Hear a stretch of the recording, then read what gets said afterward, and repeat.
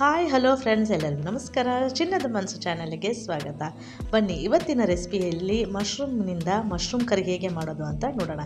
ಮನೆಯಲ್ಲಿರುವ ಇಂಗ್ರೀಡಿಯೆಂಟ್ಸ್ ಬಳಸ್ಕೊಂಡು ಸಿಂಪಲ್ ಆದ ಮಸಾಲದಿಂದ ಮಶ್ರೂಮ್ ಕರಿ ಹೇಗೆ ಮಾಡೋದು ಅಂತ ನೋಡೋಣ. ಹಾಗಾದರೆ ತಡೆ ಹಾಕಿ ಮಶ್ರೂಮ್ ಕರಿ ಹೇಗೆ ಮಾಡೋದು ಅಂತ ನೋಡೋಣ ಬನ್ನಿ. ಮೊದಲಿಗೆ ನಾನಿಲ್ಲಿ ಬಟನ್ ಮಶ್ರೂಮನ್ನು ತೊಗೊಂಡಿದ್ದೀನಿ. ಇದು ನಿಮಗೆ ಯಾವುದೇ ಶಾಪಲ್ಲಾದರೂ ಸಿಗುತ್ತೆ. ಇದನ್ನು ಚೆನ್ನಾಗಿ ಕಟ್ ಮಾಡಿ ನೀರಿನಲ್ಲಿ ತೊಳೆದು ಸೈಡಿಗೆ ಎತ್ತಿಟ್ಕೊಂಡಿದ್ದೀನಿ. ಈಗ ಒಲೆ ಮೇಲೆ ಒಂದು ಕಡಾಯಿ ಇಟ್ಟು ಕಡಾಯಿಗೆ ಒಂದು 5ರಿಂದ 6 ಸ್ಪೂನ್ ಎಣ್ಣೆನ ಹಾಕ್ತಾಯಿದ್ದೀನಿ. ಕರಿಗೆ ಸ್ವಲ್ಪ ಜಾಸ್ತಿನೇ ಎಣ್ಣೆ ಬೇಕಾಗುತ್ತೆ.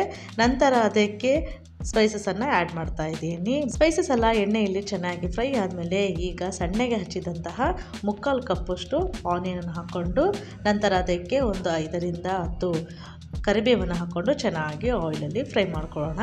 ಇದೆಲ್ಲ ಚೆನ್ನಾಗಿ ಫ್ರೈ ಆದಮೇಲೆ ಈಗ ಇದಕ್ಕೆ ಉದ್ದಕ್ಕೆ ಹಚ್ಚಿದಂತಹ 1-2 ಹಸಿಮೆಣಸಿನ್ಕಾಯಿನ ಹಾಕ್ಕೊಂಡು ಆಯಿಲಲ್ಲಿ ಚೆನ್ನಾಗಿ ಫ್ರೈ ಮಾಡ್ಕೊಳ್ಳೋಣ. ಈಗ ಈರುಳ್ಳಿ ಫ್ರೈ ಆಗೋ ಒಳಗಡೆ ಇದಕ್ಕೆ ಮಸಾಲನ್ನು ಪ್ರಿಪೇರ್ ಮಾಡ್ಕೊಳ್ಳೋಣ.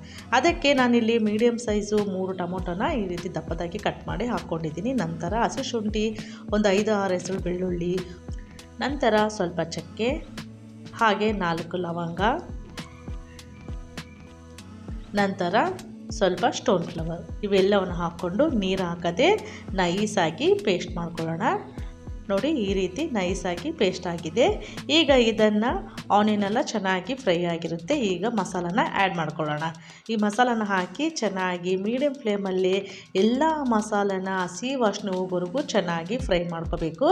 ಅದಕ್ಕೆ ಲಿಡ್ಡನ್ನು ಕ್ಲೋಸ್ ಮಾಡಿ ಮೀಡಿಯಮ್ ಫ್ಲೇಮಲ್ಲೇ ಒಂದು 3ರಿಂದ 4 ನಿಮಿಷವರೆಗೆ ಚೆನ್ನಾಗಿ ಫ್ರೈ ಮಾಡ್ಕೊಂಡ್ಮೇಲೆ ಈಗ ಇದಕ್ಕೆ 1 ಸ್ಪೂನು ಅಚ್ಕಾರದ ಪೌಡರ್, 1/4 ಟೀ ಸ್ಪೂನಷ್ಟು ಅರಿಶಿನ, ರುಚಿಗೆ ತಕ್ಕಷ್ಟು 1 ಸ್ಪೂನು ಸಾಲ್ಟು, ಹಾಗೆ ಮನೆಯಲ್ಲೇ ಮಾಡಿದಂತಹ ಧನಿಯಾ ಪೌಡರ್, ಇವೆಲ್ಲವನ್ನು ಹಾಕ್ಕೊಂಡು ಮೀಡಿಯಮ್ ಫ್ಲೇಮಲ್ಲೇ ಇಟ್ಕೊಂಡು ಚೆನ್ನಾಗಿ ಮಿಕ್ಸ್ ಮಾಡ್ಕೊಳ್ಳೋಣ.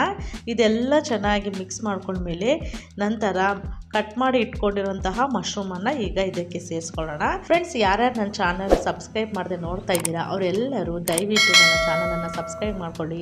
ಹಾಗೆ ಪಕ್ಕದ ಬೆಲ್ ಐಕನ್ನ ಕ್ಲಿಕ್ ಮಾಡಿ. ಈಗ ಮಶ್ರೂಮ್ ಹಾಕಿ ಚೆನ್ನಾಗಿ ಒಂದು ಸಲ ಮಸಾಲ ಹಿಡಿಯೋವರೆಗೂ ಮಿಕ್ಸ್ ಮಾಡ್ಕೊಳ್ಳೋಣ. ಈಗ ಅದಕ್ಕೆ ಸ್ವಲ್ಪ ನೀರನ್ನು ಸೇರಿಸ್ಕೊತಾ ಇದ್ದೀನಿ. ನಮಗೆ ಎಷ್ಟು ಬೇಕು ಗ್ರೇವಿಗೆ ನೋಡಿಕೊಂಡು ಸ್ವಲ್ಪನೇ ನೀರನ್ನು ಹಾಕ್ಕೊಂಡು ಚೆನ್ನಾಗಿ ಮಿಕ್ಸ್ ಮಾಡ್ಕೊಳ್ಳೋಣ. ಈಗ ಚೆನ್ನಾಗಿ ಮಿಕ್ಸ್ ಮಾಡಿದ ಮೇಲೆ ಮೀಡಿಯಮ್ ಫ್ಲೇಮಲ್ಲೇ ಲಿಡ್ಡನ್ನು ಕ್ಲೋಸ್ ಮಾಡಿ ಒಂದು 3ರಿಂದ 4 ನಿಮಿಷಕ್ಕೆ ಚೆನ್ನಾಗಿ ಕುದಿಸ್ಕೋಬೇಕು. ನೋಡಿ, ಈ ರೀತಿ ಕುದಿಸ್ಕೊಂಡ್ರೆ ಎಣ್ಣೆ ಎಲ್ಲ ಬಿಟ್ಕೊಂಡು ಬರುತ್ತೆ. ಗ್ರೇವಿ ಸಹ ನಮಗೆ ಕರೆಕ್ಟಾಗಿ ಬಂದಿದೆ.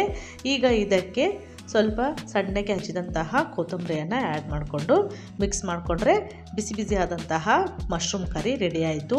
ಈ ಕರಿನ ನಾವು ಚಪಾತಿ ಜೊತೆ, ರೋಟಿ ಜೊತೆ, ಪೂರಿ ಜೊತೆ, ಪರೋಟ ಜೊತೆ ಸಹ ತಿನ್ಬೋದು. ಈಗ ಮಶ್ರೂಮ್ ಕರಿ ರೆಡಿಯಾಗಿದೆ. ಈಗ ಒಂದು ಬೌಲ್ಗೆ ಸರ್ವ್ ಮಾಡಿಕೊಂಡ್ರೆ ಬಿಸಿ ಬಿಸಿ ಆದಂತಹ ಮಶ್ರೂಮ್ ಕರಿ ರೆಡಿ ಆಯಿತು. ನೋಡಿದ್ರಲ್ಲ ಫ್ರೆಂಡ್ಸ್, ಸಿಂಪಲ್ಲಾಗಿ ಕ್ವಿಕ್ಕಾಗಿ ಮನೆಯಲ್ಲಿರುವ ಇಂಗ್ರೀಡಿಯೆಂಟ್ಸನ್ನು ಬಳಸ್ಕೊಂಡು ರೆಸ್ಟೋರೆಂಟ್ ಸ್ಟೈಲಲ್ಲಿನೇ ಮಶ್ರೂಮ್ ಕರಿ ಮಾಡೋದು ಹೇಗೆ ಅಂತ ನೋಡಿದ್ರಲ್ಲ ಫ್ರೆಂಡ್ಸ್. ನೀವು ಸಹ ಮನೆಯಲ್ಲಿ ಒಮ್ಮೆ ಟ್ರೈ ಮಾಡಿ. ಹಾಗೆ ನನ್ನ ಚಾನಲ್ ಸಬ್ಸ್ಕ್ರೈಬ್ ಮಾಡೋದು ಮರಿಬೇಡಿ. ಈ ವಿಡಿಯೋ ನೋಡಿದ ಮೇಲೆ ನಿಮ್ಗೆ ಇಷ್ಟ ಆದರೆ ಒಂದು ಲೈಕ್ ಕೊಡಿ. ಮತ್ತೆ ಮುಂದಿನ ವಿಡಿಯೋದಲ್ಲಿ ಭೇಟಿಯಾಗೋಣ.